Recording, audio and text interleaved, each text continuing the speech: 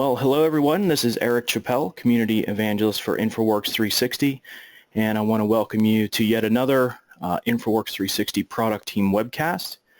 I'm very pleased to announce that back with us this week or this time is Wes Newman, and he's going to talk to us about scripting once again and give us some more treats in addition to what he did maybe a month or 6 weeks ago.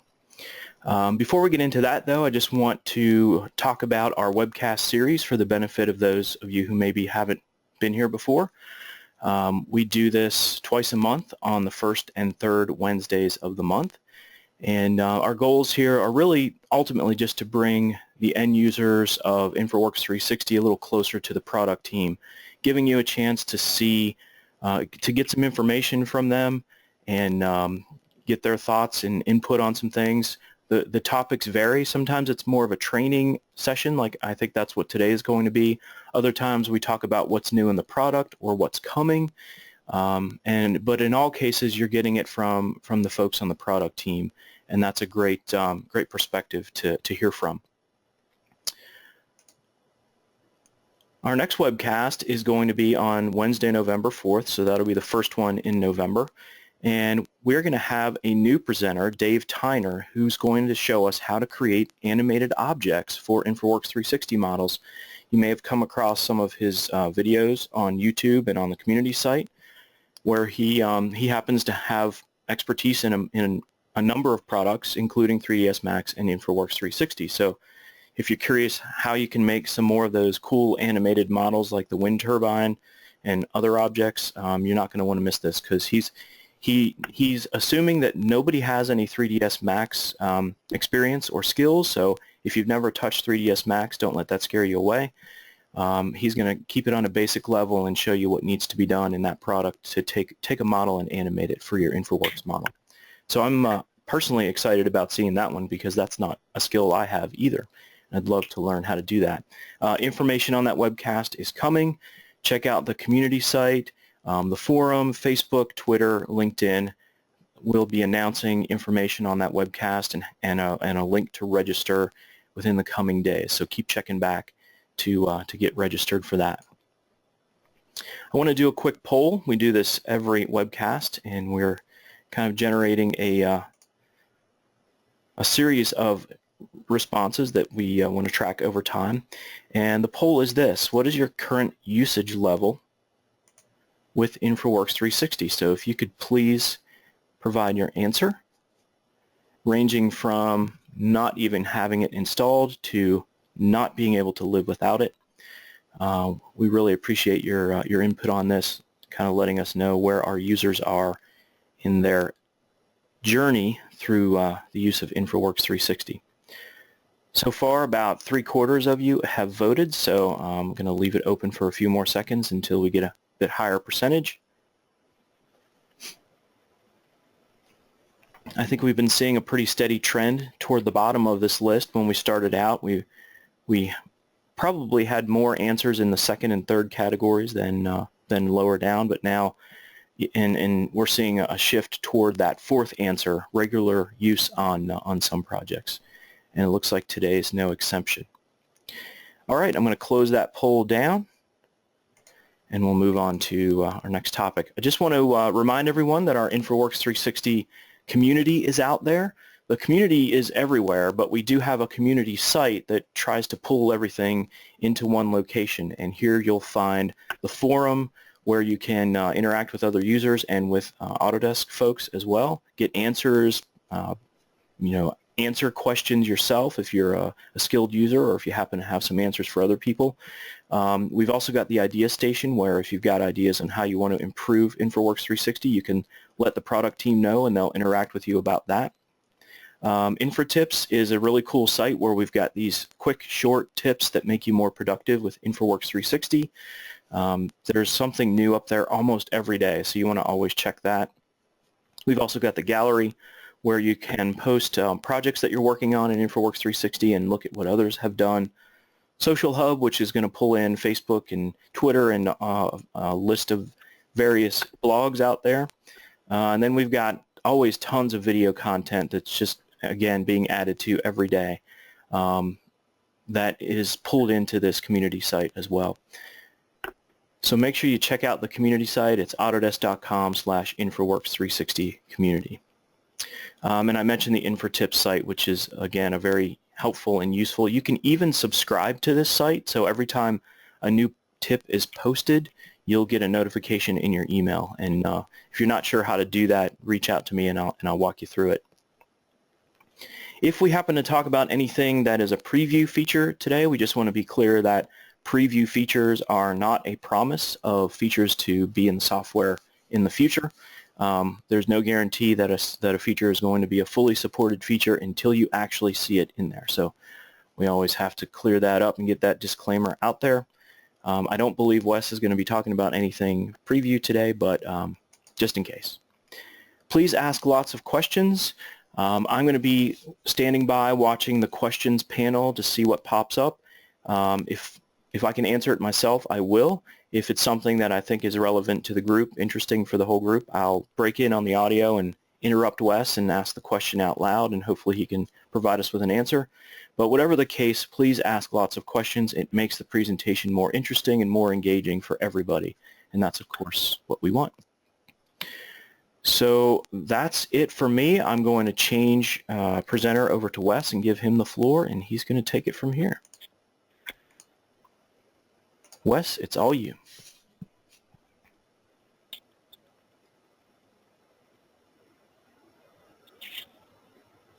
Okay, one moment while I share my screen here.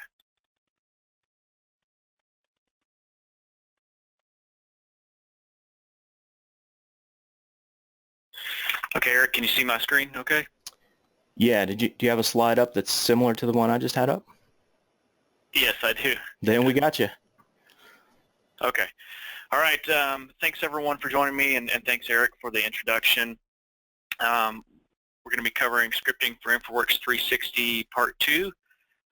So there was a Part 1, and it is posted on the community site. So for reference, if you were not a part of that webcast, you can go and use that for reference. And when I first did the Part 1 or the initial one, I wasn't planning on doing a Part 2, but I ran out of time and thought it would be nice to cover the extra topics and then also kind of dig in a little more deeper technically about some of the stuff that you can do in the scripting. So that kind of brought about the Part 2. So here's just a brief agenda of what I'm going to cover today. I'm going to review the InfraWorks 360 JavaScript API.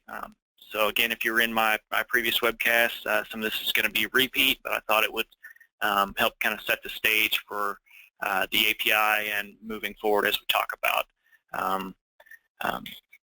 the different details of it. And then what I really want to do is focus on building a single utility. I know in the last one we showed a bunch of different scripts and kind of showed the possibilities and real highly touched on the API itself and kind of walked you through a simple utility. But today I wanted to focus on building out a simple utility from scratch and then adding a UI and then also some advanced API techniques.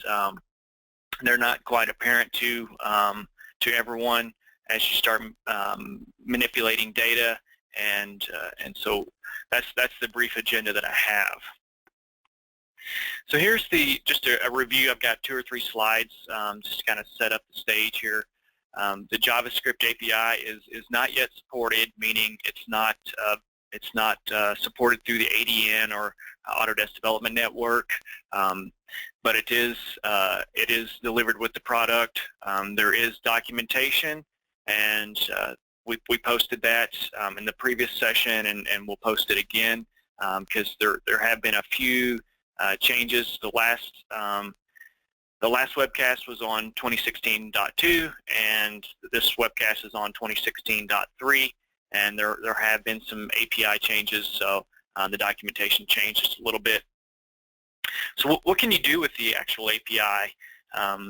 Well, you can import data, you can export data, you can modify data in the model, you can delete InfraWorks objects, you can do a whole lot with the database, and you can also do some user interaction through the UI, but it's somewhat limited by I'm gonna hit on creating an actual UI through Qt Creator.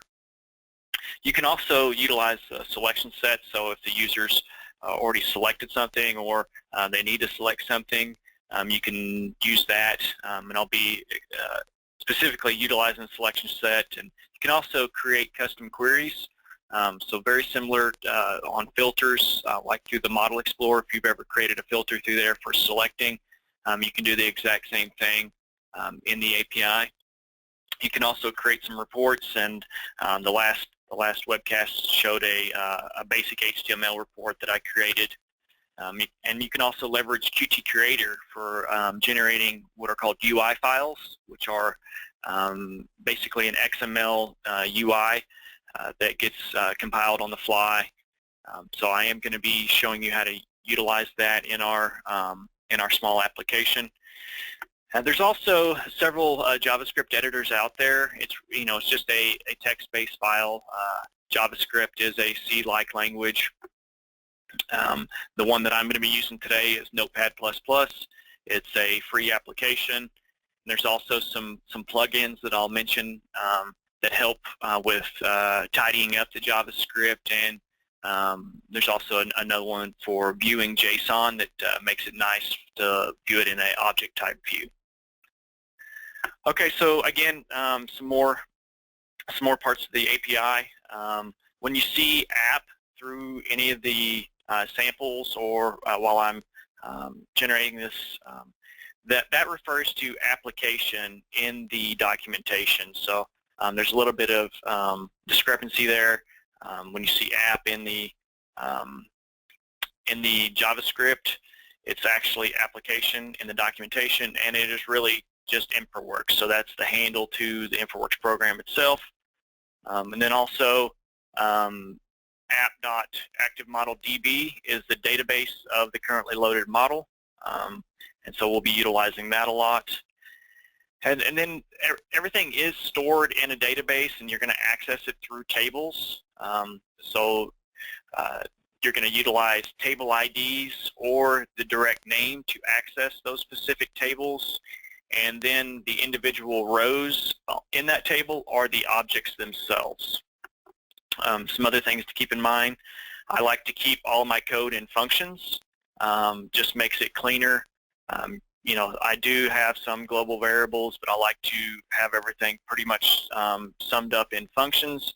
Makes it easier to return, because you can't return directly out of the main body. And then one other thing to keep in mind is when you start a query, you need to end a query in pairs. I've been bitten by this many times. You insert some data and you don't see it, or you can't delete it after your scripts run.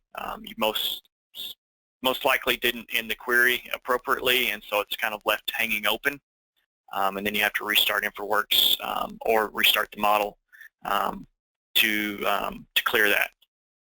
And then another thing, you're going to manipulate objects by editing a write row and not the read. And so I'll get in this to a little more, but you basically you read the object, and then you create a empty write object, and then you update the ID of the object, and it updates everything that's in the empty write object. And so that'll make more sense as I walk through this. And then something new that I wanted to bring to everyone's attention with 2016.3 and moving forward, now I'll need to assign a GUID to all new features that you insert in the database. And the function to do that, to create the GUID, is app.createGUID here. And this is new. It makes it easier to get at the data and handle it. There is some other IDs in there, but this is the one moving forward that makes it easier to access and manipulate. So if you've got other scripts from previous to 2016.3 that you're trying to run and nothing's happening, meaning that you can't create features or nothing's showing up on the screen where previously did, you most likely need to assign a new GUID to that feature, and I'll go over that. A couple more things. File paths. Utilize a forward slash. You can utilize a double backslash, but the forward slash just seems to be easier for me. And you're going to use the file object for file I/O operations. And then again, the path to dig down into each individual object. You're going to go through the application and then to the database and then to the individual table. And so the tables would be, for instance, roads, coverage areas, buildings, things like that. And then individual FDO rows are the objects themselves. And so then you'll access the properties on each object by the dot member. And so you'd access it via the FDO row dot property. So in this case here, if we want to see what the roof height is of a building, it would be read dot roof underbar height, and then we could get to the actual roof height. And so that's going to hold true for any type of property or attribute that is on those individual objects. And then it's also good to add in the garbage collection at the end of scripts with the GC. That's just something that's good housekeeping. Okay, so now let's kind of dig into the heart of this. I want to build a utility, so walk everybody through a single utility from start to scratch, and I think that will a lot of different pieces will come out in the wash as we walk through this. And so I've picked a fairly generic task. I want to create buffers around objects, and so how I'm going to do that is we're going to gather a selection set of the objects. So the user would select objects and then run the script, and we would create an array of all of those IDs. Just makes it easier to first create an array of the IDs so we can iterate through them in a different process to try to bust up the program just a little bit. So we'll create the array of IDs, we'll iterate through those IDs, and then we're going to use the geometry from those objects as a basis of the buffer. We're going to create new features from that geometry, and then we're going to insert the features into InfraWorks and invalidate the tile cache so that we can actually see those new features. And so what I'm going to do is we're going to concentrate on buffering roads, and these are sketched roads, not the roads and highways roads. You could also do the same workflow with coverage areas and buildings and water as well, but I'm just going to use roads for today's example. And then the actual object we create, we could create coverage areas or other things as well, but I'm going to create a building because they are one of the lighter weight objects that are in InfraWorks. They don't affect the terrain, and so the tile regeneration is faster, and it's just going to be a smoother application for me to show in today's presentation. So first I'm going to move over to InfraWorks and kind of show you the model we're going to be working with. And again, this is just for utilization of the scripting. It's really not this will work on any model, but this is Breckenridge. It's got some nice relief in it, so I thought it'd be a nice model to show. And so essentially what we want to do is we want to select a road, we want to run the script, and then we want to buffer around the road and create a building type object around that is semi-transparent.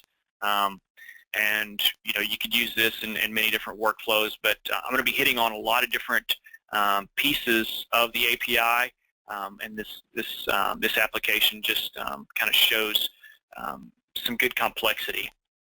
And so I already have this script built out and again a couple different methods over here. So I've got a simple form, and then I've got one with the UI.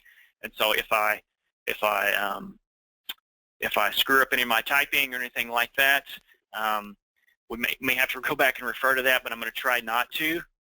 So we're just going to kind of dig in here, and this may be a little boring at first, but I want to go through line by line and talk about each individual pieces.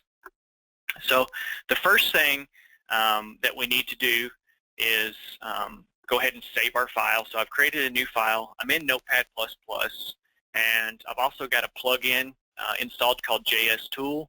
And this is, I use it usually for formatting my JavaScript, and so you'll see me go back and forth and do that a little bit. That just kind of tidies everything up. But I'm going to go ahead and save this. This is going to be a JavaScript file. And why I like to do this is it goes ahead and tells Notepad++ this is a JavaScript file, and it does some highlighting and things like that for us. So we're going to go here, and we're going to call this one buffer demo, and save. And now we're ready to get started. So the first thing, I am going to have a few global variables here, and I'll be building a little bit more, but I'm going to try to keep them to a minimum. So the first thing you need to do is create a variable to hold the database in, and I always just call it DB for short. So it's going to be a open variable, and one thing nice about JavaScript is you can create basically undefined variables, and however they're assigned, they'll automatically become that type.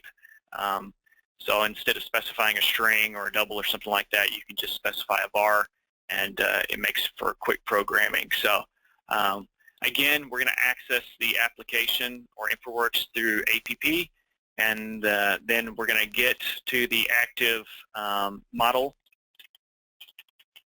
like so. So this will be the handle for the active database. So this is the actual open model.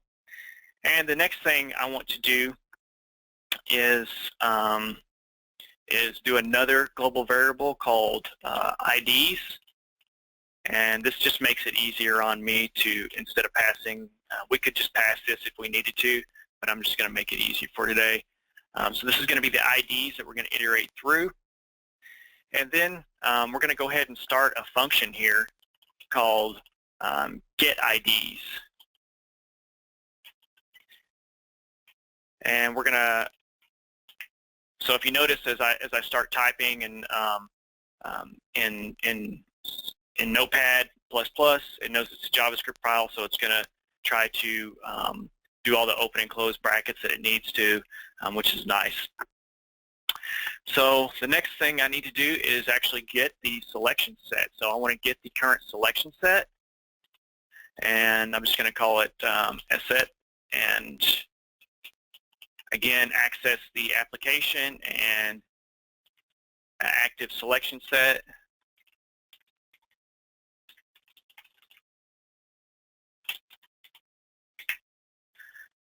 And then we need to do some checking here. You don't have to necessarily do this, but it's a good idea because if you don't select the right objects, or if you try to work on an empty selection set, you'll most likely crash InfraWorks. So we're going to do a if selection set query count. So we're going to check the amount of data in the selection set. And this is, when we do a query count, we have to access the table via a table index. And so if we knew the table index, we could specify that, or we can get it by specifying, make sure I've got everything I need here, yep, less than 1, then, okay, so DB table index, so this is going to return the table index to the query count. As I said, query count takes the table index instead of the table name. That's one of the spots that you can't just specify the table name. So we're just doing an inline to grab the table index, and then we're going to do a quick print to the console to notify the user.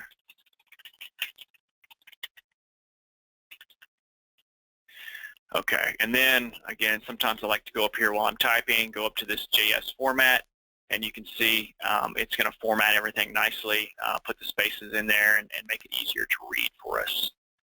Go ahead and do a return. So if the selection set has no roads in it, then we're going to print nothing selected and return out.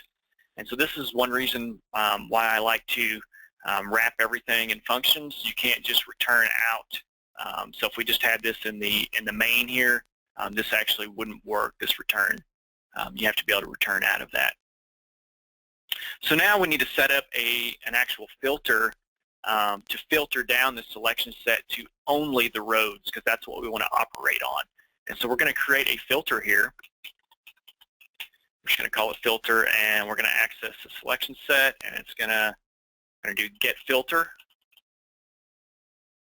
and we're going to get it from the database, and again the table index.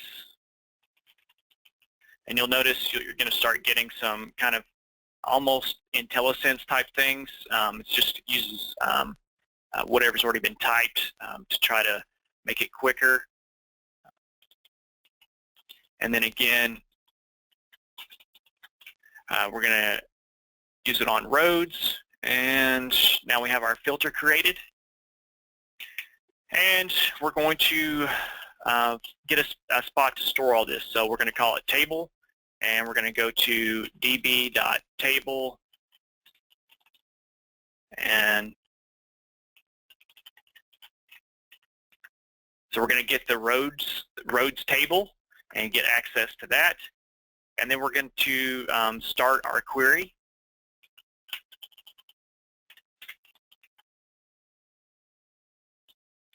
And we're going to pass it the filter that we just created. And so we have, we created our filter for only roads from the selection set. And we got all of the roads in a single table, and then we're filtering that table by the ones that are selected.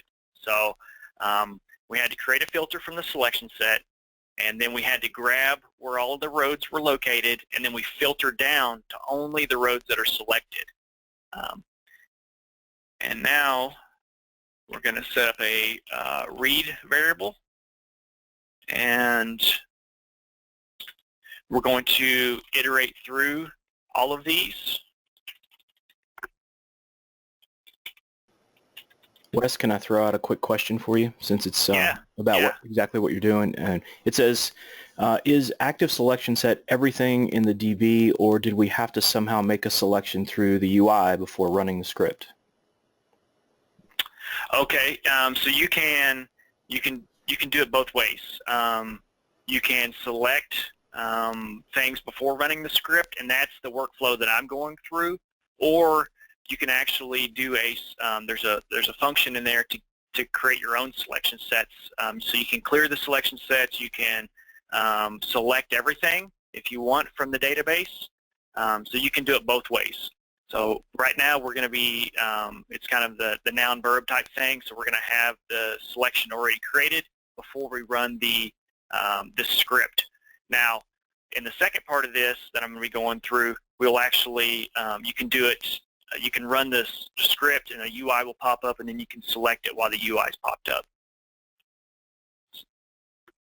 Okay, so as I keep moving through this, we're just going to push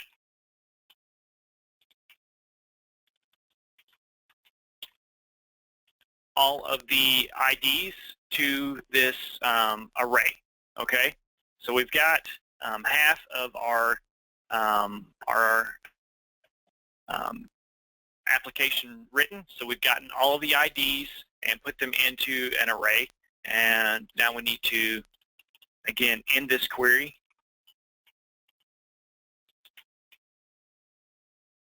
And so the next thing I want to do is start another function, and this one is going to be create object,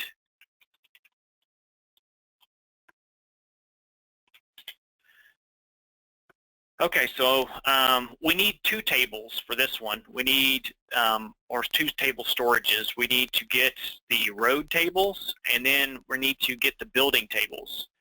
So we need the road tables to read from, and we need the building tables to write to. So we're going to do a table R, and this is going to call db.table, and this one's going to be roads.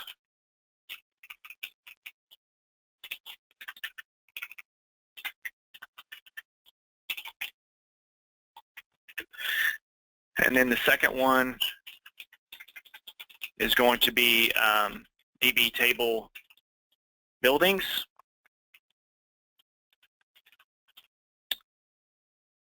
And then we want to iterate through all of our IDs to actually create the buffer. So we're going to do a for var I in IDs. So we're going to iterate through all of our IDs, and each variable is going to, each time the ID is going to be an I.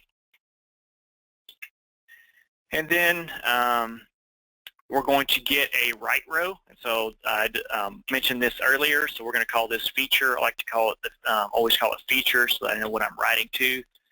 And this is going to be get write row.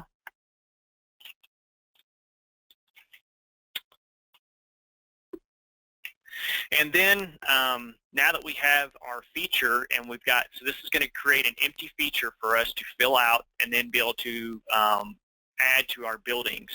We're going to do, the first thing I want to do is grab the geometry. So feature.geometry. And we're going to basically copy the geometry from our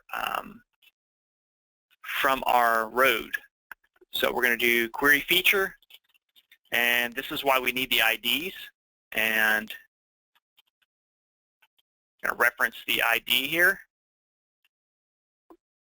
So now we have the actual feature.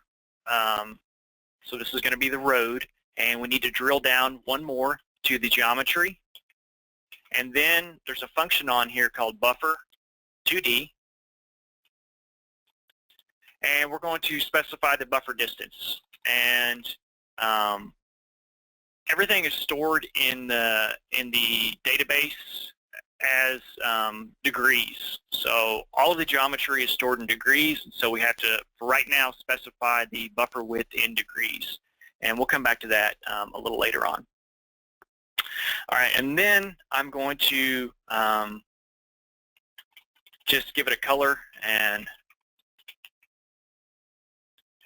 through the style. So this is the manual style, and it's going to be, this is a color here, 1, 2, 3, 4, 9, 6.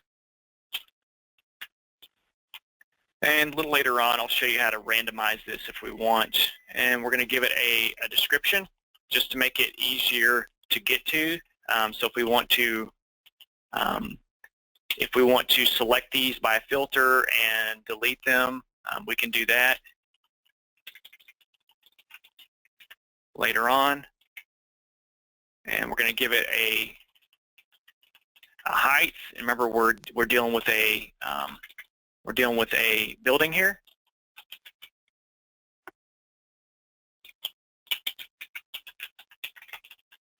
We're just going to give it a specific height here for this one. And this is going to be, we'll just do 30. And then this is the GUID that I referred to earlier. So feature.GUID is the new one, and we need to do app.create GUID. And then this is just something I like to do, is 3D equals false. So this just says that this building is not 3D. A lot of times it's not needed for buildings, but I like to do it for things like 3D models when you're inserting them so that they use the actual terrain elevation for their insertion elevation. And then here is where we actually insert the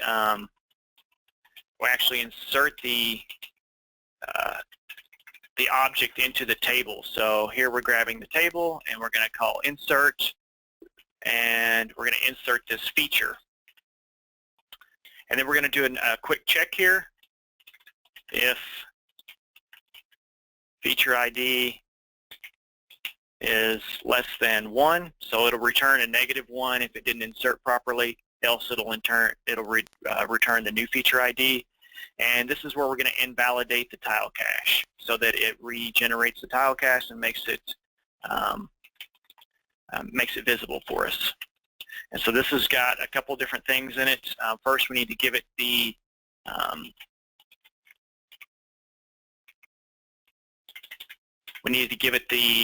table. I'm sorry, the table index. So this, if I can get this right. And this is going to be buildings. And let's see, is that correct? Yes. I'll need that one. And we want to give it the bounding box.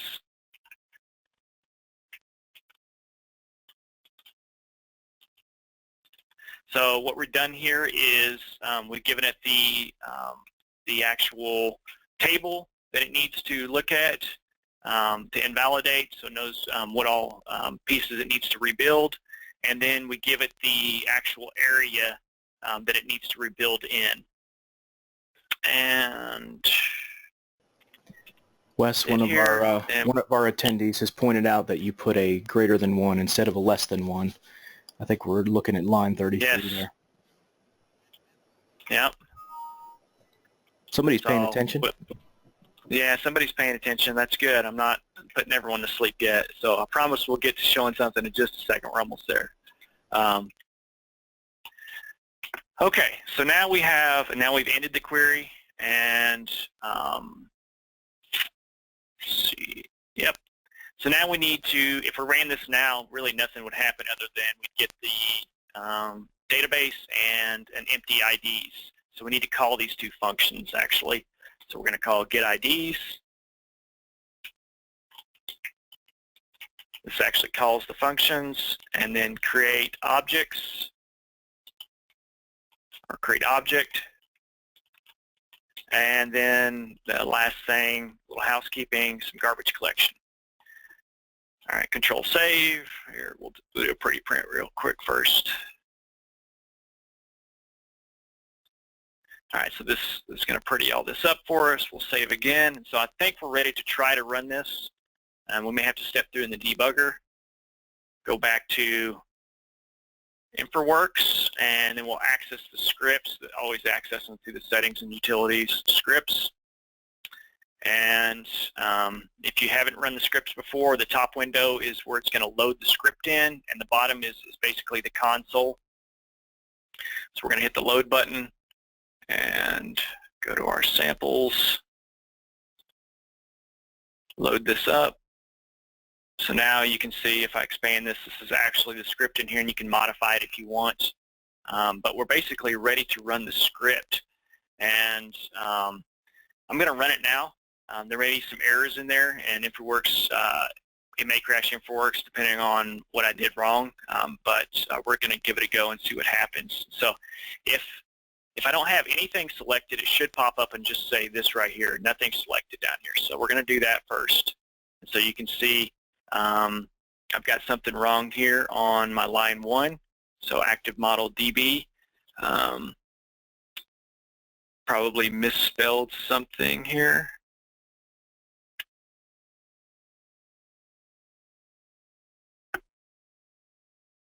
Oh, yep, this actually is not a function. So we'll reload this, and we're going to reset this context. So it's very important that you reset this context if you've ever started in the debugger, or you could again possibly crash InfraWorks, but I like to do it every time. So there you can see now it's at least functioning properly down to this nothing selected. So the next thing we want to do is just go ahead and select a road again and hit start script, and then So again, that's not a function here, so let's look at that real quick. And what I did here is this is not capitalized. Go reset again, and we'll just load. And so this is pretty much how I iterate back and forth. I'll have it open in Notepad++, and then I'll just hit the drop down, reload, and see what happens here. So we'll hit script here, or hit start, and there nothing happens. So I probably did something wrong.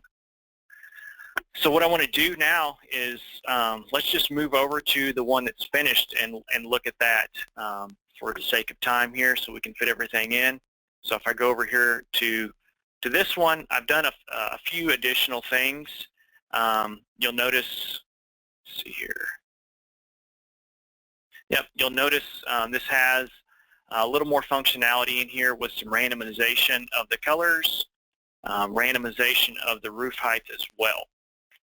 Okay, and so the first thing I want to do is go back, and we're going to reset. Actually, we're going to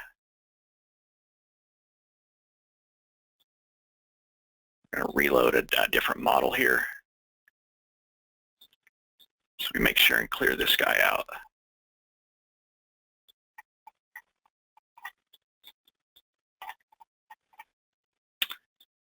Okay, and go through our scripts and load the simple one. And we'll go ahead and hit start script here. And there you can basically see what's going to happen. So we've selected it, we've run it. It's created a building at a buffer distance of 0.0001 degrees, whatever that equates to in meters or feet. It depends where you are on the earth. So that's something we want to address now. So we'll go back here, and you'll notice this feature geometry. This is the buffer width. And so what we want to do now is actually be able to specify something a little easier to input. Let's just, for instance, say meters. And so this, I didn't have this in my initial script, but I have it here. If you notice, I have two other variables in here. One of them is the database coordinate system, all right? And typically this is WGS84. If it comes from Model Builder, it's going to be WGS84. If you make your own and specify it, there's an option there in the advanced settings to specify some other coordinate system for storage, but it's not recommended. So this is just kind of to make sure. So we get the active model coordinate system, and then we get a best fit UTM. And so UTM is basically a grid system that is mapped all over the world. So this is just a way to get a Cartesian-based system, and this allows us to input a metric, at least a metric distance. And so we get there's a function on the application to get a best fit UTM system if you specify the bounding box. And so I'm going to feed it the whole model bounding box, and then specify the actual coordinate system for this bounding box, and then it will return a UTM system. And we're going to utilize both of these in some reprojecting. So what I want to do here is, I've already got a piece here where I have it commented out. So I've commented out, now I've switched it, I've commented out the degrees, and then we're going to do a reproject. And so instead of just getting the geometry and doing a buffer, we're going to reproject to the UTM. So the reproject is, here's the from system, and here's the system we're going to. Okay, and so that's going to return another geometry element to us, and this is one big inline. And then we're going to specify a buffer distance in meters. Okay, so that's going to allow us to specify a distance in meters. And then we do another reproject. So this buffer 2D will return another piece of geometry, and then we reproject that one back to our storage system.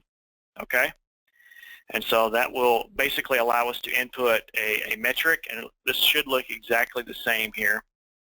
So I select this and make sure I've saved. Select this guy. Reset. And hit start. So now we've got our 10 meters instead. So if I went in here and actually measured this, just do a quick measure. The center line, roughly the center line to the outside, you can see it's 33.3 feet or approximately 10 meters. And so that's the simplest, that's a simple way to write a command line. So now I want to take this a little bit deeper, so switch back to, so we've gone over some of these advanced API techniques a little bit. I've gone through the coordinate systems, best fit UTM, and a reprojection. I also want to, in the next piece, utilize the application units in the UI so that whatever your application units are set to, when you input in the UI, it's going to use those. So if your application units are set to feet, it'll utilize that, or meters, it'll utilize those. And then I've shown you a little bit about randomizing some feature properties. And so what I want to do now is show you how to create a UI for this utility. I'm going to use Qt Creator for this, and just got a few things here for reference. You can come back to those. So this tells you exactly how to get to the type of form. There's a bunch of different projects and other things you can create, and it's a little bit difficult to figure out how to create just a blank UI file. And this is how to do it: File, New File or Project, Files and Classes, Qt Designer Form. To load the form in InfraWorks, this is the line you're going to use, and then you'll also have to hook up the signals and slots for this. So that's what we're going to do now. So this is Qt Creator, and we're going to do File, New File or Project, and this is a free application so you can download. And then we're going to do Files and Classes down here. Select Qt Resource File, click Choose, and browse to, sorry, not the right one. Again, New File or Project, Qt Designer Form, choose. And there's a couple different defaults here. Dialog with buttons bottom. We're going to pick that, click Next, and we'll browse to here, and we're going to call this one Buffer Demo. Click Next and Finish. And so this is a blank dialog for us. If you notice, here's the buttons. I don't really want the OK button, so I'm going to come down here and toggle that off. And now we're just left with the cancel, which is an automated cancel button. And we need to insert a couple different things for this one. We're going to insert a single push button here. And then we'll also insert a input line edit. And then we want to name these. And it's important to name these something because we have to hook up the signals and slots basically. And so this is going to be buffer width. And we're going to call this one create buffer.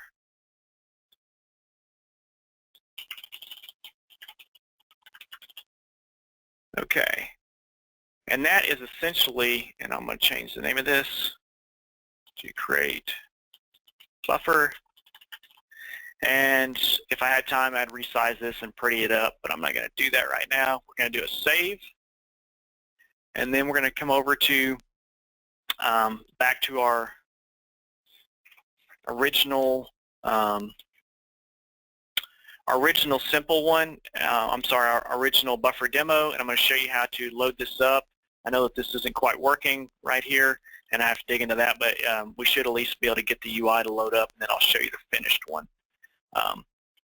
So what I need to do now is load the form up. So this is going to be var form equals UI dot load form.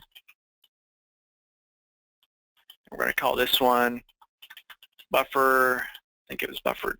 What did I call it? This is buffered demo, all lowercase.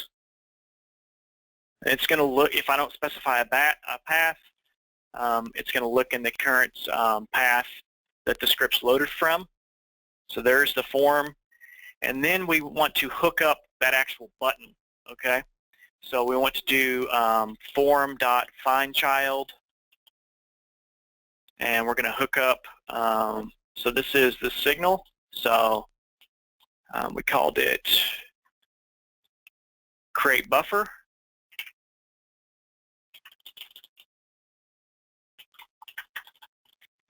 And then what's the actual signal? It's clicked dot, and then we want to connect it to an actual function here, and this is going to be our create object. Actually, we need to have another wrapper around all of this. We're going to call it create buffer, and then we would create a function now called create buffer,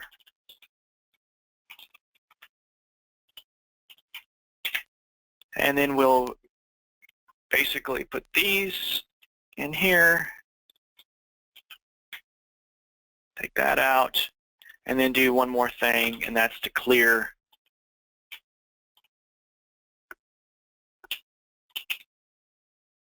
this array so that we don't iterate all the time. And then again, this one is not going to be fully functional, but we should at least hopefully be able to get one more line, form.show.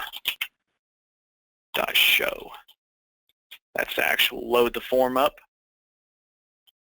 So we'll try it again now.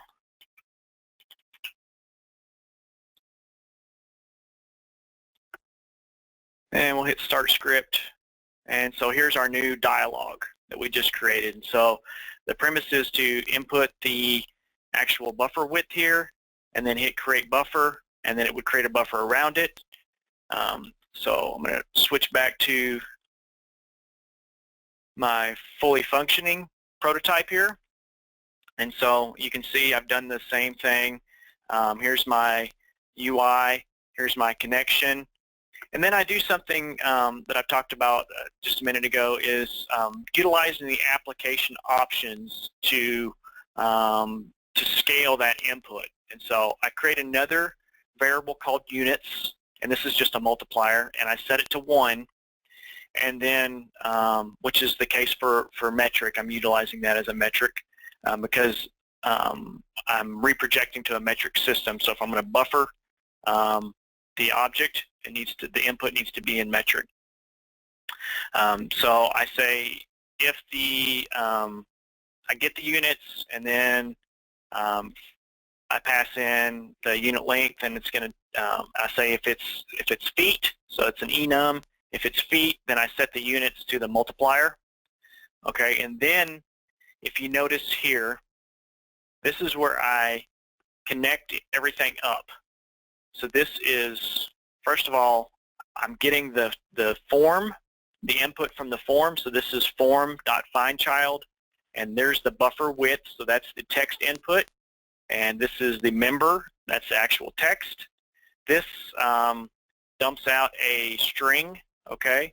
And this buffer2D is expecting a double.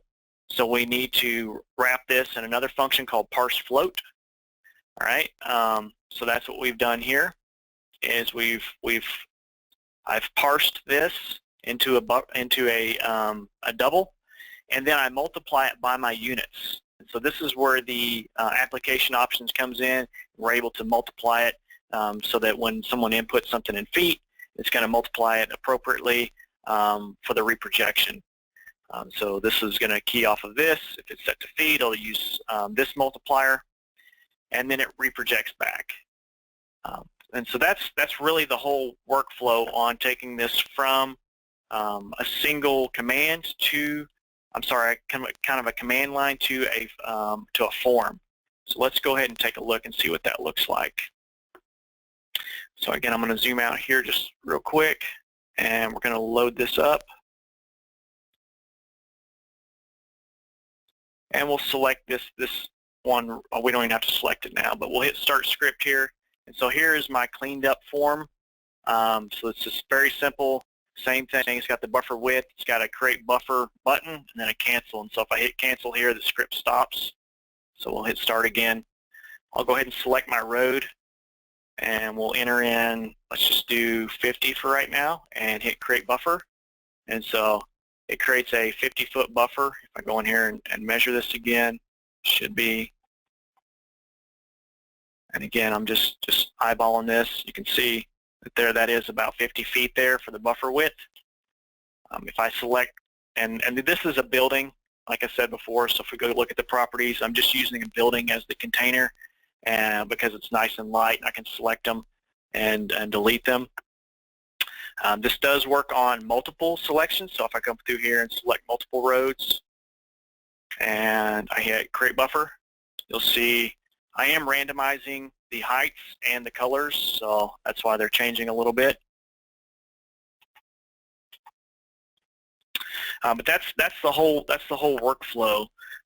So I've basically taken you through creating an application from the ground up in two different methodologies. One of them is kind of a command line type thing where there's not very much user interaction other than they would have to modify the actual script to control the buffer width, and two, creating a UI and having a little more user interaction where a user can select the actual pieces to have them selected before the script runs, and then they can specify the buffer width in the actual application units over here. So if my application units are set to imperial, or what's called feet, or metric, it's going to key off of that for the number that's being input. So that's all I have for you today. I think I covered everything I wanted to do.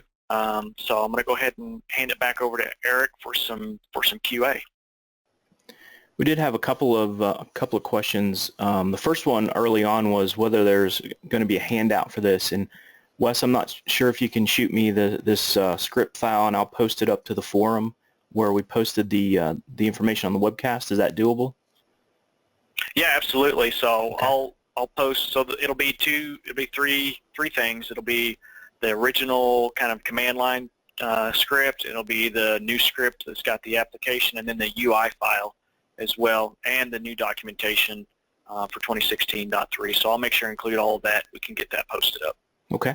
So yeah, watch the forum for that to be attached to the post. And the other question was, do you have some sort of JavaScript template file that you set the environment, references, application, and the DB and the header, and close with the garbage collection command? Do you have a template that you use for that?